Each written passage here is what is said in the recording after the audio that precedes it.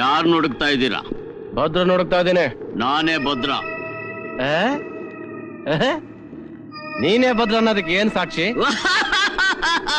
ಸಾಂಬಾ ಸರ್ಕಾರ್, ಇವನಿಗೆ ಪೊಲೀಸ್ ಕೆಲಸ ಕೊಟ್ಟವನ್ ಯಾರು? ಇವನಿರೋ ಐಟು ಪರ್ಸನಾಲಿಟಿ ನೋಡಿದ್ರೆ ಇವನೆಲ್ಲೋ ಲಂಚ ಕೊಟ್ಟು ಸೇರ್ಕೊಂಡಿರ್ಬೇಕು ಸರ್ಕಾರ್. ಹೇಯ್, ನಾನ್ ಯಾರು ಅಂತ ತಿಳ್ಕೊಂಡಿದ್ಯಾ? ಆ ಪೂಲನ್ ದೇವಿನ ಅರೆಸ್ಟ್ ಮಾಡಿದ್ ನಾನೇ. ಆ ರೌಡಿ ರಂಗಣ್ಣನ, ಸಿಪಾಯಿ ರಾಮನ, ಕೌಬಾಯ್ ಕುಳ್ಳನ್ನ ಸರೆಂಡರ್ ಮಾಡಿಸಿದ್ದು ನಾನೇ. ಹಾಗಾದ್ರೆ ವೀರಪ್ಪನ್ ಯಾಕೋ ಹಿಡಿಲಿಲ್ಲ? ಅವನೆಷ್ಟೋ ಸಾರಿ ನನ್ನ ಎದುರುಗಡೆಗೆ ಸಿಕ್ತ, ನಾನು ಅವನ್ ಹಿಡಿಲಿಲ್ಲ. ಯಾಕೆ ಗೊತ್ತಾ? ಅವನ್ ರಾಜಕೀಯಕ್ಕೆ ಬಂದ್ರೆ ನನ್ನ ಕೆಲಸ ಹೊರಟೋಗುತ್ತೆ. ಅದಕ್ಕೆ ನಾನು ಭದ್ರ ನುಡ್ಕೊಂಡು ಬಂದಿದ್ದು. ನಾನೇ ಭದ್ರ. ಹಾಕು ಕೈ ಕೋಳ. ನಂದೊಂದು ಕ್ಯಾರೆಕ್ಟರ್ ನಿನಗೆ ಗೊತ್ತಾ? ನನಗ್ ಕನ್ಫರ್ಮ್ ಆಗೋವರೆಗೂ ನಾನು ಯಾರನ್ನು ಅರೆಸ್ಟ್ ಮಾಡಲ್ಲ. ಇವನು ಕನ್ಫರ್ಮ್ ಆಗ್ಬೇಕಾದ್ರೆ ನಾನು ಏನ್ ಮಾಡ್ಬೇಕು ಕಲ್ಯಾ? ಇವನ್ನೇ ಎತ್ಬಿಡಿ ಸರ್ಕಾರ.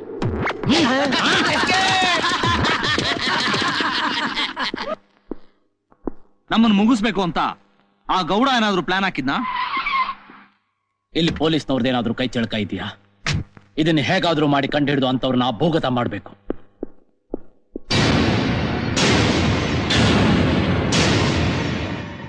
ನೀನ್ ಯಾಕೆ ನಮ್ಮ ಮನೆಗೆ ಬಂದೆ?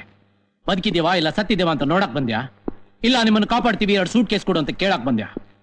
ಈ ಪಾರ್ಟಿನ ಇತಿಹಾಸದಲ್ಲಿ ನನ್ನ ಮನೆ ಮೆಟ್ಲು ಯಾವ ಪೊಲೀಸು ಹತ್ತಿಲ್ಲ. ನೀನೇ first and last. Look mister, sir ನೀವು ತುಂಬಾ ಒಳ್ಳೆಯವರು. ನೀವು ಚೆನ್ನಾಗಿರ್ಬೇಕು. ನೋಡಿ, ಈಗ ಮಾತಾಡೋ ಸಮಯ ಅಲ್ಲ. ನಿಮ್ಮ ಕೈ ಮುಗಿತೀನಿ, ದಯವಿಟ್ಟು ಹೊರಟೋಗಿ.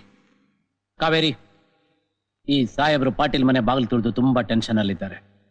1 ಗ್ಲಾಸ್ ನೀರು ತಂದ್ಕೊಡು. ಈ ನೀರು ಕುಡಿಯಕ್ ಮುಂಚೆ ಒಂದು ಮಾತು. ರೌಡಿಸಮ್ ಅನ್ನೋದು ಮಡ್ಲಲ್ಲಿ ಬೆಂಕಿ ಕೆಂಡ ಕಟ್ಕೊಂಡಂಗೆ, ಗೊತ್ತಾ? ರೌಡಿಸಂ ಬಗ್ಗೆ ನಾನು ನಿನ್ನಿಂದ ಕೇಳಿ ತಿಳ್ಕೋಬೇಕಾಗಿಲ್ಲ. ದಯವಿಟ್ಟು ಅವನ್ನ ಬಿಟ್ಬಿಡು. ನಾವು ಇದುವರೆಗೂ ಪೊಲೀಸ್ನವ್ರ ಮೇಲೆ ಕೈ ಮಾಡಿಲ್ಲ. ನಿಮ್ಮ ಕೈ ಮುಗಿದು ಕೇಳ್ಕೊತೀನಿ, ಹೊರಟೋಗಿ. ನೋಡು ಪಾಟೀಲ್, ನಿನಗೋಸ್ಕರ ಅಲ್ಲ, ನಿನ್ ಹೆಂಡತಿ ಮಗುಗೋಸ್ಕರ ಈ ರೌಡಿಸಮ್ನ ಬಿಟ್ಬಿಡು. ಇಲ್ಲ ಅಂದ್ರೆ ನಾಳೆ ನಿನ್ ಮಗುಗೆ ಒಬ್ಬ ರೌಡಿ ಮಗ ಅನ್ನೋ ಪಟ್ಟ ಬರುತ್ತೆ. ಪ್ಲೀಸ್. ಇನ್ ಒಂದೇ ಒಂದ್ ಮಾತಾಡಿದ್ರು ನೀನ್ ಇಲ್ಲಿಂದ ಪ್ರಾಣ ಸಹಿತ ಹೋಗಲ್ಲ. ನಾನು ಯಾವತ್ತಿ ಕಾಕಿ ಬಟ್ಟೆ ಹಾಕೊಂಡು ಅವತ್ತೇ ಪ್ರಮಾಣ ಮಾಡಿದ್ದೇನೆ, ಈ ಕಾಕಿಗೋಸ್ಕರ, ಕಾನೂನಿಗೋಸ್ಕರ ನಾನು ಪ್ರಾಣ ಬೇಕಾದ್ರೂ ಕೊಡ್ತೀನಿ ಅಂತ. ಇವತ್ತಿಲ್ಲ ನಾಳೆ ನಿಮ್ಮನ್ನ ಕಾನೂನು ಸರೆಂಡರ್ ಮಾಡ್ಲಿಲ್ಲ, ನನ್ನ ಹೆಸರು ಚರಣ್ಯ ಅಲ್ಲ. ಈಗ ನೀನ್ ತುಂಬಾ ಟೆನ್ಷನ್ ಆಗಿದೆಯಾ? ತಗೋ ನೀರು ಕುಡಿ.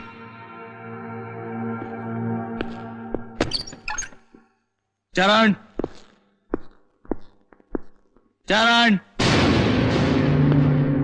ಓ, ನೀನ ಮಾಡಿದ ತಪ್ಪನ ಒಪ್ಕೊಂಡು ಸರೆಂಡರ್ ಆಗೋಕ್ ಬಂದ?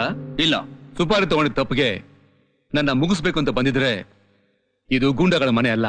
ಅದಕ್ಕೆಲ್ಲ ಬಂದದ್ದು, ನಿನ್ನ ನೋಡೋದಕ್ಕೆ. ಓಹೋ, ನಾವು ಮಾಡೋ ಕೆಲ್ಸಕ್ಕೆ ಅಡ್ಡ ಬರಬೇಡ. ನೋಡಿದವನು ಹಾಗಿರು. ಎಷ್ಟು ಬೇಗ ಕೊಡ್ತೀವಿ. ಇಲ್ಲ ಅಂದ್ರೆ ಈ ಊರ್ನ ಬಿಟ್ಟು ಹೊರಟೋಗಂತ ಎದುರ್ಸಕ್ ಬಂದ? ಎರಡಕ್ಕೂ ಅಲ್ಲ. ಒಂದೇ ತಾಯಿ ರಕ್ತ ಹಂಚ್ಕೊಂಡು ಹುಟ್ಟಿರೋ ಅಣ್ಣ ತಮ್ಮಂದ್ರ ಸಂಬಂಧ ಹಂಚ್ಕೊಂಡು. ನ್ಯಾಯ, ನೀತಿ, ಧರ್ಮನೇ ನನ್ ಜೀವ.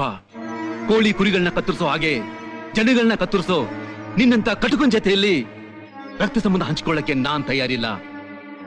ನನ್ನಂತ ನಿಷ್ಠಾವಂತ ಆಫೀಸರ್ಗೆ ನಿನ್ನಂತ ಕೆಟ್ಟ ಅಣ್ಣ ಇರಬಾರ್ದು, ಇದ್ರು ಬದುಕಿರಬಾರ್ದು.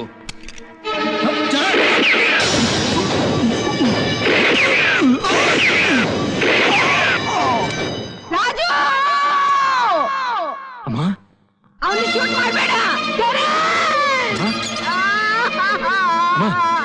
ಯಾರಿಗಮ್ಮ ಶೂಟ್ ಮಾಡಬಾರ್ದು?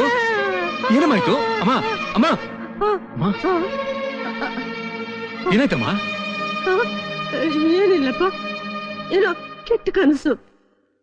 ಏನಮ್ಮ ಇದು? ಈ ನಡುವೆ ಏನೇನೋ ಮಾತಾಡ್ತಾ ಇದೀಯಾ, ಏನೇನೋ ಕನ್ವರ್ಸ್ತಾ ಇದೀಯಾ. ಅಮ್ಮ, ನೆಮ್ಮದೇ ಮಲ್ಕೊಳಮ್ಮ.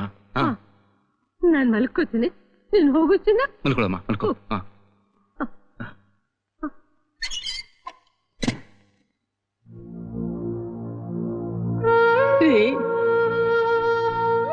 ವಿಧಿ ಆಟ ನೋಡಿದ್ರ ನೋಡಿದ್ರ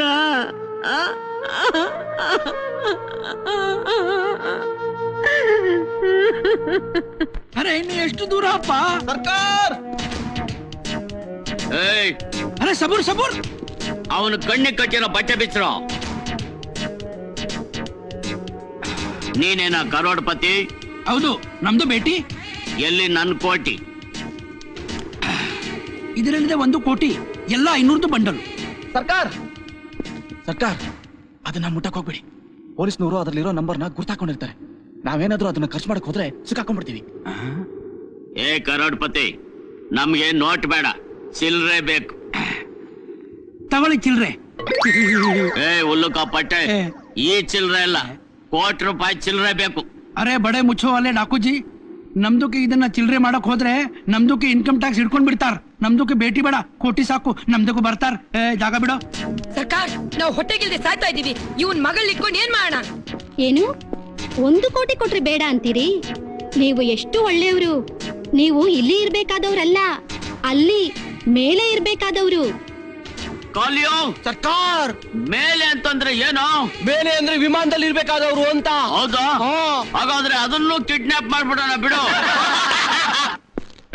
ನಡಿಯೋ.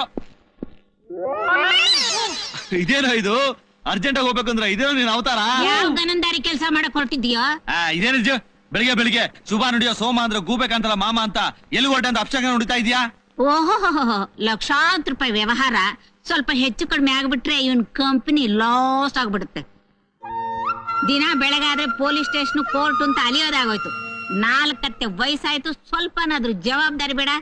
ಇವತ್ ಯಾವ್ದಾದ್ರು ಒಂದ್ ಇತ್ಯರ್ಥ ಆಗ್ಲೇಬೇಕು. ಏನದು? ಊರ್ ಹೋಗು ಅನ್ನುತ್ತೆ, ಕಾಡು ಬಾ ಅನ್ನುತ್ತೆ. ಅದಕ್ಕೇನಂತೆ, ಯಾರ್ಯಾರನೋ ಹೊಡೆದಾಕ್ತಿವಿ, ನಿನ್ನನ್ ಸಾಯಿಸೋದು ಎಷ್ಟೊತ್ತು? ಅದಕ್ಕೆ ಹೇಳೋದು, ಈ ಮನೇಲಿ ಕಷ್ಟ ಸುಖ ಮಾತಾಡೋದಕ್ಕೆ ಯಾರಾದ್ರೂ ಒಬ್ರು ಇರ್ಬೇಕು ಅಂತ. ಲೇ, ನೀನ್ ಯಾಕೋ ಸುಮ್ನಿದ್ಯಾ? ಮಾತಾಡಲ್ಲ ಕತ್ತೆ. ಅವನೆಲ್ಲ ಮಾತಾಡ್ತಾನೆ, ಅವ್ನ್ ಬಾಯಲ್ಲಿ ಬಟ್ಟೆ ತುರುಕಿದೆಯಲ್ಲ. ನೋಡ್ದ, ಬಟ್ಟೆ ತೆಗೆದ್ರಿ ಬೇವರ್ಸಿ ಎಲ್ಲಿ ಮಾತಾಡ್ತಾನೆ. ನನ್ನ ಕಷ್ಟ ಸುಖ ಹಂಚ್ಕೊಳ್ಳೋದಕ್ಕೆ ಈ ಮನೆಯಲ್ಲಿ ಒಂದ್ ಸೊಸೆ ಇದ್ದಿದ್ರೆ. ಇದು ಈ ವಿಷಯ ಹೇಳೋದಕ್ಕೆ ಇಷ್ಟೆಲ್ಲಾ ಸುತ್ತಿ ಬಳಸಿ ಬರ್ತೀಯಾ? ನೋಡು, ನಾನ್ ಮದುವೆ ಆಗಿದೆ, ಆಗಲ್ಲ. ನನ್ ಮದುವೆ ಅಂದ್ರೆ ಇಷ್ಟ ಇಲ್ಲ.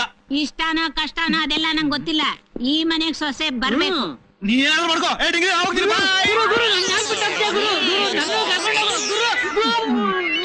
ನೀನ್ ಎಲ್ಗೋ ಹೋಗ್ತೀಯಾ? ನಾವೀಗ ಹೆಣ್ಣು ನೋಡಕ್ ಹೋಗ್ಬೇಕು. ಭಾರತಿ, ಅದ್ಯಾರೋ ನೋಡು. ಅಣ್ಣಮ್ಮನಿಗೋ ಗಣೇಶನ್ಗೋ ಚಂದ ವಸೂಲ್ ಮಾಡೋಕ್ ಬಂದಿರ್ಬೇಕು. ಚಿಲ್ರೆ ಕೊಟ್ಟು ಕಳ್ಸು. ನಾವು ಚಂದ ಕೇಳಕ್ ಬಂದಿಲ್ಲ, ಹೆಣ್ಣು ಕೇಳಕ್ ಬಂದಿದ್ದೀವಿ. ಹೆಣ್ಣು? ಯಾವ ಹೆಣ್ಣು? ನಾವು ಒಳಗ್ ಬಂದ್ ಮಾತಾಡ್ತೀವಿ. ಅಲ್ಲೇ ನಿಂತ್ಕೊಳ್ಳಿ. ಇದು ಸಂಪ್ರದಾಯಸ್ಥರ ಪವಿತ್ರವಾದ ಮನೆ. ಕೋಳಿ ಕುರಿ ಕಡಿಯೋ ತರ ಮನುಷ್ಯರನ್ನ ಕೊಲೆ ಸುಲಿಗೆ ಮಾಡೋ ರಾಕ್ಷಸನಿಗೆ ನನ್ನ ಮಗಳನ್ನ ಕೊಟ್ಟು ಎಂದೂ ಮದುವೆ ಮಾಡಲ್ಲ.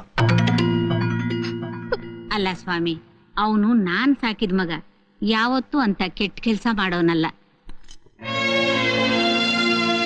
ಅನ್ಯಾಯ ಮೋಸ ಮಾಡೋರ್ಗೆ ಬುದ್ಧಿ ಕಲಿಸ್ತಾನಷ್ಟೇ. ನನ್ನ ಮಗನ ಮದುವೆ ಮಾಡ್ಕೋಬೇಕಾದ್ರೆ ನಿನ್ನ ಮಗಳು ಪುಣ್ಯ ಮಾಡಿರ್ಬೇಕು. ಅಂತ ಪುಣ್ಯ ನನಗ್ ಬೇಕಾಗಿಲ್ಲ. ಅವರಿಬ್ರು ಒಬ್ರನ್ನೊಬ್ರು ಇಷ್ಟಪಟ್ಟಿದ್ದಾರೆ. ಕೈ ಮುಗಿದು ಕೇಳ್ಕೊಂತೀನಿ, ಅವರಿಬ್ಬರನ್ನು ಬೇರೆ ಮಾಡಬೇಡಿ ಸ್ವಾಮಿ. ನೀನು ಕೈ ಮುಗಿದು ಕಾಲಿಗೆ ಬಿದ್ರೂ ನನ್ನ ನಿರ್ಧಾರ ಬದಲಾಯಿಸೋದಿಲ್ಲ. ಅಂತ ಸಮಯ ಬಂದ್ರೆ ನನ್ನ ಮಗಳು ಕುತ್ತಿಗೆ ಹಿಸ್ಕಿ ಸಾಯಿಸಿ ಶ್ರಾದ್ದ ಮಾಡ್ತೀನಿ ಹೊರತು ನಿನ್ನ ಮಗನ ಕೊಟ್ಟು ಮದುವೆ ಮಾಡೋದಿಲ್ಲ. ದೇವ್ರೇ,